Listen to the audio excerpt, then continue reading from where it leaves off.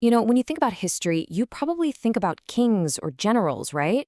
But sometimes a huge moment in time isn't defined by any of them. It's defined by an ordinary person who's forced into an absolutely extraordinary role. And that is the story we're diving into today. So let's set the scene. The year is 1798, and in Ireland, the air itself feels thick with tension. It's like the wind whipping off the mountains carries more than just rain. It carries fear, it carries desperation, and it carries the first whispers of a full-blown rebellion. So to really get what's about to happen, you gotta understand the world these people were living in. We're talking about a level of simmering tension that was just about to boil over. Okay, so for decades, Irish Catholics were living under these things called the penal laws. And they were brutal. These were rules specifically designed to just crush them, to disempower them. Their land? Taken. Their language? Suppressed. Their dignity was just chipped away, bit by bit.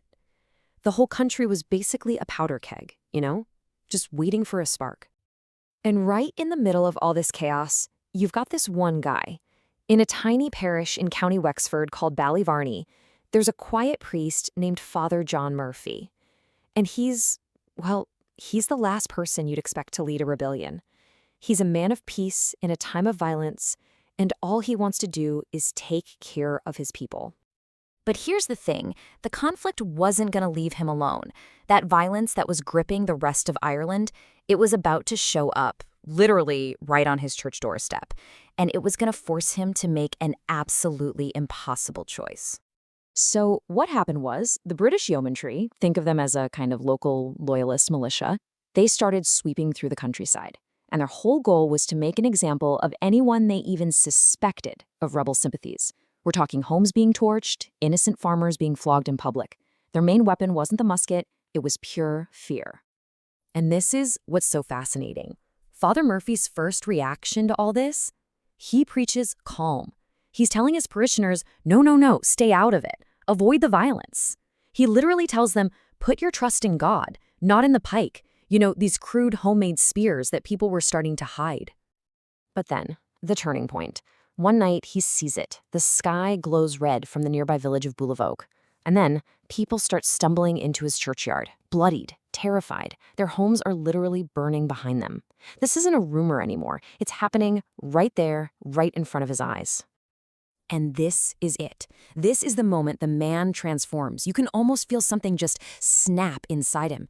The priest who was pleading for peace is gone, and in his place is a leader who sees there's no other choice. He looks at his terrified people and basically says, if they're going to bring fire and the sword to us, then by God, we're going to answer in kind. Just like that, the priest becomes a rebel. All right, so now we get to the uprising itself, and you have to see this to believe it. How this one priest manages to lead an army of farmers to a string of victories that absolutely shocked the entire British military. What happened next was just astonishing. First at Ullart Hill, then at Enniscorthy.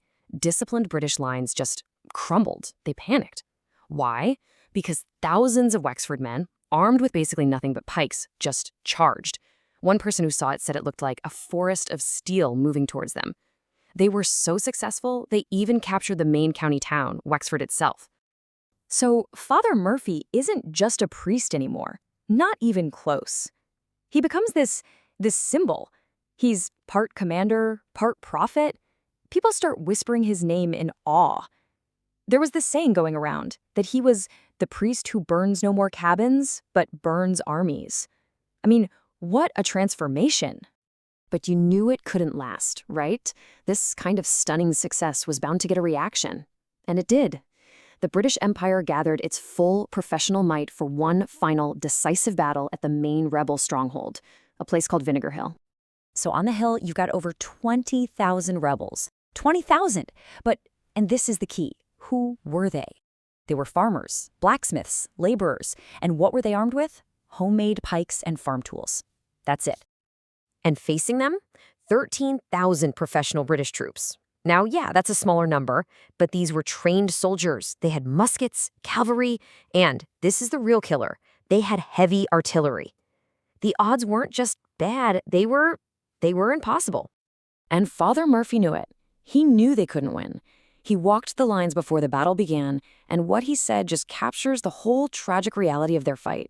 He told them, "We fight not for ourselves, but for those who come after us." They knew they weren't fighting for victory. They were fighting for an idea, for the future. And then the British cannons opened fire, just tore through the rebel ranks. I mean, the battle was lost before it even really started, but they still charged. Can you imagine that? Wave after wave of ordinary men just running straight into cannon fire. It was an act of incredible, doomed courage. By midday, it was all over. But here's the thing you absolutely have to understand. That military defeat, that was not the end of the story. In fact, in a strange way, it was the beginning of the legend. So Father Murphy was captured shortly after the battle, and in front of his captors, he was just defiant. He refused to beg for his life, he refused to say the rebellion was a mistake, and he absolutely would not give them the name of a single man who fought with him. So for that, they executed him, and then they burned his body, which was meant to be this final, terrifying warning to everyone else. But that warning, it completely backfired. Big time. See, they could burn his body, sure, but they couldn't burn the idea he now represented. His death didn't create fear. It created a martyr. That terrible warning became an inspiration. And just like that, a total military defeat was transformed into a powerful moral victory. And you can literally trace the impact of this for over 100 years. Father Murphy's sacrifice didn't just end there. It lit a fuse. The 1798 Rising became the first spark in this long chain reaction of rebellion that just burned through Irish history. It inspired the Young Irelanders in 1848, the Fenians after that, and yeah, ultimately, it inspired the leaders of the famous 1916 Easter Rising. And it's amazing, even today, his memory is so alive. If you go to a pub in Wexford, you'll still hear people sing the Ballad of Bula Vogue. And what's the song about? It's not about the defeat at Vinegar Hill. It's about that one single moment, the moment a quiet priest and his people decided they had to fight back. So when you look at the whole story, it's about so much more than just one rebellion in 1798. It leaves us with this huge, kind of paradoxical question about history itself. Think about it. How is it possible for a lost battle to ultimately help win a war?